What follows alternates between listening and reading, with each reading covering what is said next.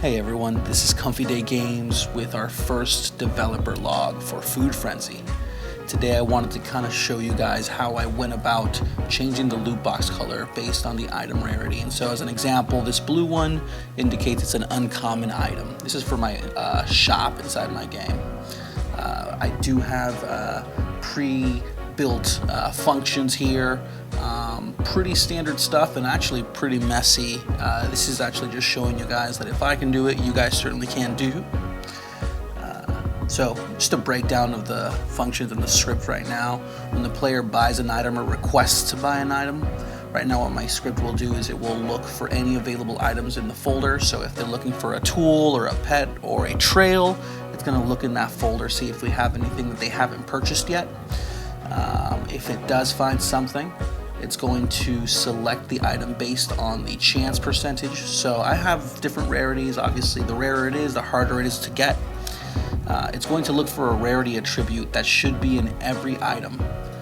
And it takes that rarity attribute, feeds it back to the script, and the script knows which color to show depending on the rarity of the item there.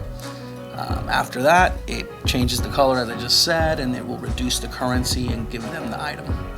This isn't so much a tutorial, but I would be very happy to break down this script or help someone out if they need a more thorough explanation of how I got here. I understand that I'm kind of jumping into it, but I wanted to just kind of show you guys my progress through creating this game. So just to troubleshoot, I'm going to be creating a rare item to test, and since it's a rare, my script is determining that it should be purple. So we're gonna jump in the game real quick, get to my shop, and let's see. Seems to be working okay, and it's a purple, so it did end up working there. The only issue is right now I only have it set up for my effects, but as you guys saw, I have pets, I have tools, I have trails, I have animations, and I need all of those to work the exact same way. Again, messy script. I did not do them all together. I did each item as a different function.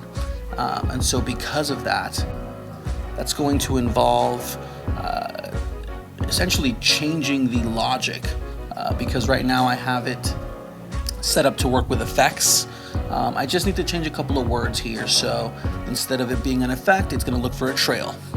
Instead of it looking for a trail, it's going to look for a pet. What I'm going to be doing next is setting up new items in each category and giving them each a rarity attribute. I'm doing this just to make sure everything's working and that the function I've created and the logic I created here is going to work moving forward here. So I'm going to jump back into the game and see what's going on. We're going to try enough to trail, and the trail just didn't seem to be working here. Don't stress. I always say, messing up is going to be part of coding. The best part about coding is that there is a solution. All we have to do is find the issue and correct it.